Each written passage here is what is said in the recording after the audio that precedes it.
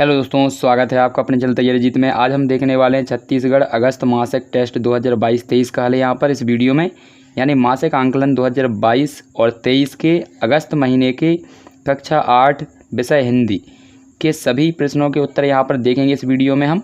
यदि आपको PDF चाहिए तो डिस्क्रिप्शन में लिंक दिया है, तो वहाँ से जाकर डाउनलोड कर लीजिएगा। ये कक्षा 8 का पेपर है यहाँ पर हिंदी का, तो इसका हम हल देखने वाले इस वीडियो में।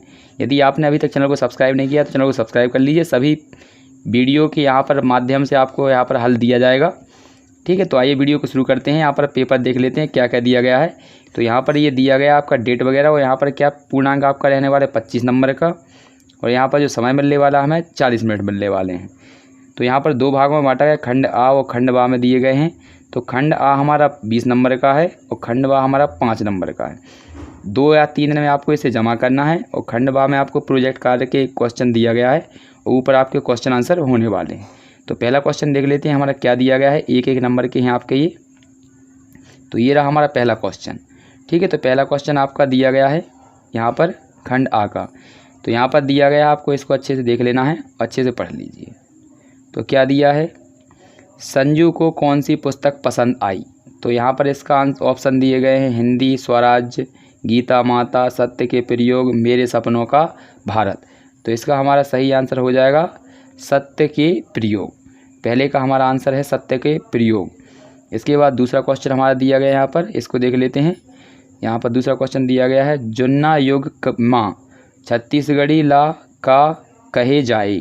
ठीक है, तो यहाँ पर मतलब जुन्ना को छत्तीसगढ़ी भाषा में क्या कहा जाता है। तो इसका हमारा आंसर हो जाएगा दक्षिण कौशल। क्या कहा जाता है, दक्षिण कौशल। तो यहाँ पर आपको लिखा हुआ दिख रहा होगा यहाँ पर, तो इसको नोट डाउन कर लीजिए, दक्षिण कौशल कहा जाता है। इसके बाद अगला क्वेश्चन देखेंगे हम। तो अगला क्वेश्चन हमारा क्या दिया गया है। तो अगला क्वेश्चन हमारा दिया गया है यहाँ पर तीसरा। तो तीसरा क्वेश्चन इसको देख लेते हैं। नाटा का विलोम शब्द क्या होगा। ऑप्शन दिया है छोटा, मोटा, खोना, खोटा और ऊंचा। तो इसका हमारा सही आंसर हो जाएगा द ऑप्शन, यानी ऊंचा। नाटा आप जानते हैं छोटा होता है, और ऊंचा आप जानते हैं लंबा होता है। इसके बाद हमारा अगला क्वेश्चन दिया गया चौथा। तो इसको पढ़ लेते हैं, क्वेश्चन नंबर चौथे को क्या क्या दिया है इसमें। तो क्वेश्चन चौथा हमारा यहाँ पर दिया गया है, प्रवास किसे कहते हैं। पांचवा दिया गया है, आज़ादी से तुमन का समझाते हो, यहाँ पर अपने शब्दों में लिखना है। तो यहाँ पर देख लीजिए अच्छे से, जो मैं नहीं बन सका पाठ पढ़कर अपने मन के आने वाले भाव विचारों को लिखना है यहाँ पर। तो यहाँ पर क्वेश्चन देख लेते हैं। तो चौथे का आंसर देख लीजिए, और यहाँ पर चौथे का पढ़ लेते हैं, प्रवास किसे कहते हैं। तो इसका आंसर देखेंगे हम यहाँ पर। तो ये रहा आपका चौथे का आंसर। ठीक है, तो यहाँ पर इसको पढ़ लेते हैं, प्रवास किसे कहते हैं। तो इसमें सामान्यतया लोगों का एक स्थान से दूसरे स्थान में जाकर या आकर बसना प्रवास कहलाता है। मानव जीवन के प्रारंभ से ही प्रवास करता रहा है। ठीक है, तो यहाँ पर ये आपका यहाँ पर इसका आंसर हो जाएगा। तो इसका अच्छे से देख लीजिए, ये रहा आपका आंसर। ठीक है, तो यहाँ से यहाँ तक आपको लिख लेना है। ये क्वेश्चन नंबर चौथे का आंसर आपका हो जाएगा। इसके बाद हमारा क्वेश्चन पाँचवा क्या था, इसका देख लेते हैं। तो ये रहा हमारा क्वेश्चन नंबर पाँचवा, आज़ादी से क्या समझते हैं आप, अपने शब्दों में यहाँ पर लिखना है। तो ये रहा हमारा क्वेश्चन नंबर 5 का आंसर। आज़ादी का मतलब यहाँ पर, आज़ादी का अर्थ होता है स्वतंत्र, अर्थात प्रकृति में उपस्थित समस्त जीवों को अपना जीवन जीने का अधिकार है।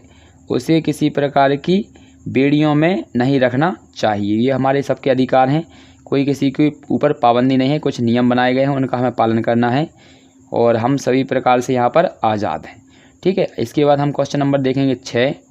तो 6 क्वेश्चन हमारा क्या है, क्वेश्चन नंबर 6 हमारा दिया गया है, जो मैं नहीं बन सका पाठ पढ़कर अपने मन में आने वाले भाव या विचारों को यहाँ पर लिखना है।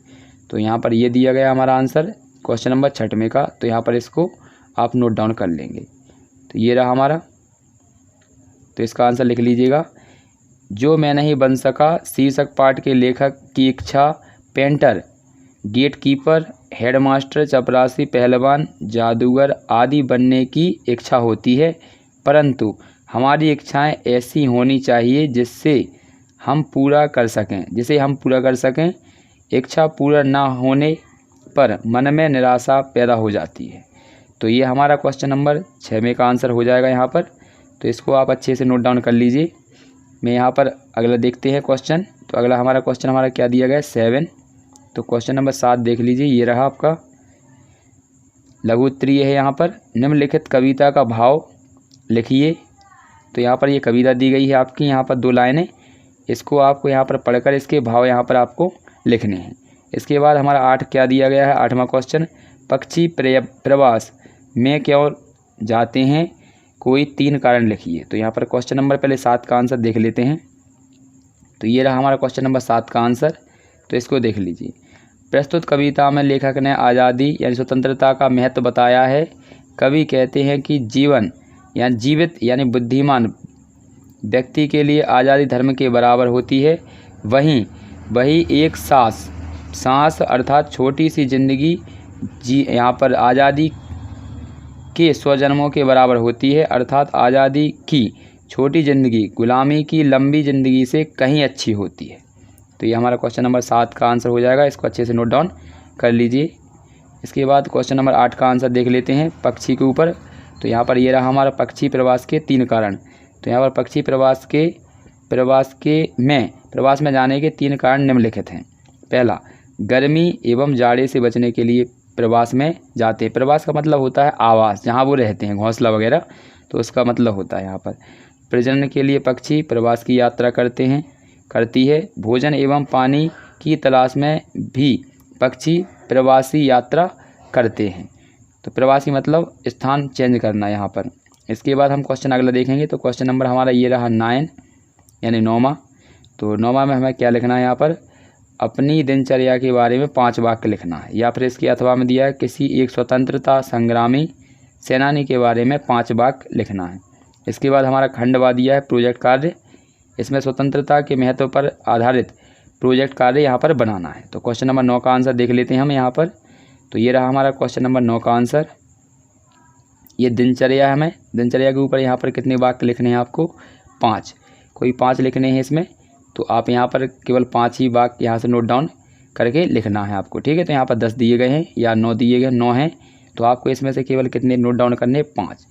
तो इसमें से देख लीजिए यहाँ पर मेरी दिनचर्या के 9 प्रकार हैं, यहाँ पर 9 दिए गए हैं, तो केवल 5 ही नोट डाउन करने। जैसे मैं सुबह 6 बजे उठता हूँ, इसके बाद दूसरा, सेकंड, तीसरा, चौथा और 5वां, यहाँ तक कर लेंगे आप 5वें तक, ठीक है। 5वें के बाद यहाँ से 5वें के बाद नीचे से आप चाहें तो नोट डाउन कर सकते हैं, और वरना आप छोड़ भी सकते हैं, ठीक है। इसके बाद हम प्रोजेक्ट का जो सेकंड है, यहाँ पर लास्ट क्वेश्चन बचा हुआ है 10वां, इसका हल हम अगले वीडियो में देखेंगे।